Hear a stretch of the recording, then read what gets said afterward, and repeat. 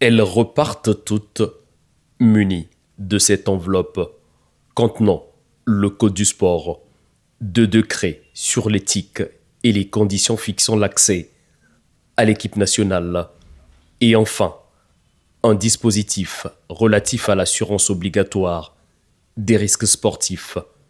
Du nouveau, les fédérations, elles, sont désormais fixées sur ce qu'elles doivent produire comme texte, mais également comme performance sportive.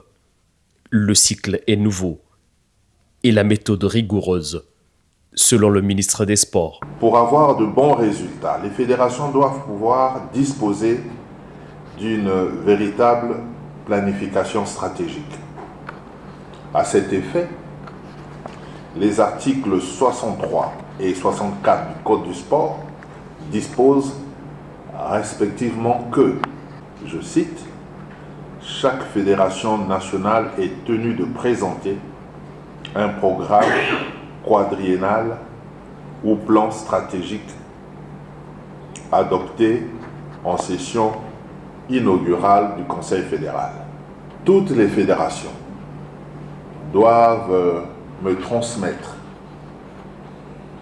une note concise sur les projets prioritaires de développement de leur discipline. Des propositions claires, réalistes et opérationnelles.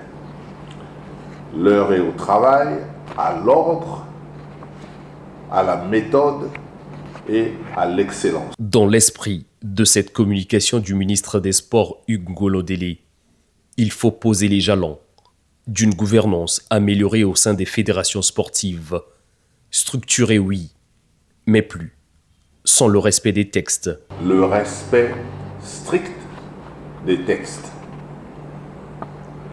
Je répète, le respect strict des textes. Les fédérations sportives se doivent de respecter scrupuleusement les textes en vigueur. L'État y veillera. Et moi, j'y veillerai personnellement. Exemplarité, performance, anticipation et planification sont souvent venus étayer les 7 axes de restructuration présentés ici au président des fédérations. Nous allons nous baser que sur les textes. Personne, ni le ministère, ni les fédérations, personne n'a le droit de sortir des textes. Le ministère sera aux côtés des fédérations sérieuses, organisées et orientées vers les résultats. Le respect des textes est désormais défini comme un principe établi entre les différentes parties. C'est normal que l'on insiste sur le respect des textes et on fera un effort de part et d'autre pour respecter le fonctionnement ou la mise en application de ces textes. Les crises de gouvernance érigées en maître à la tête des fédérations sont-elles en passe de connaître leur issue? La meilleure des réponses est à vérifier dans les résultats à venir.